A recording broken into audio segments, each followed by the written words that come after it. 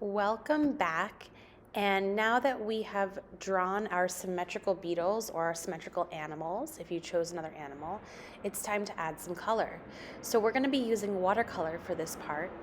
And you guys have had some different experiences using watercolor.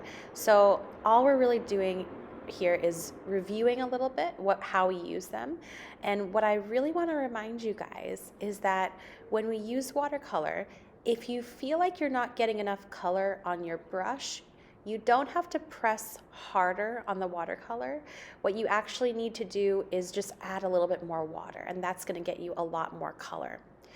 The other thing I want to remind you guys is that in between each color, I want you to notice I'm washing off my brush so that we keep those colors nice and bright and beautiful, because if we forget to wash off our brush in between colors, they all kind of turn into the same color eventually. They all mix together. So we want to have a lot of different variety and options.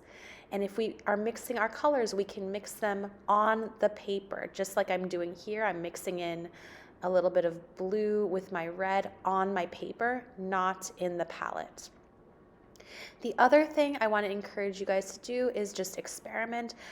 You can try out adding some more oil pastel lines and designs and painting over them and seeing what happens.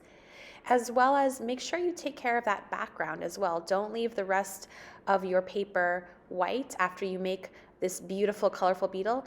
Why not add some color to your background so your whole entire picture is beautiful and colorful and has lots of interesting things to look at.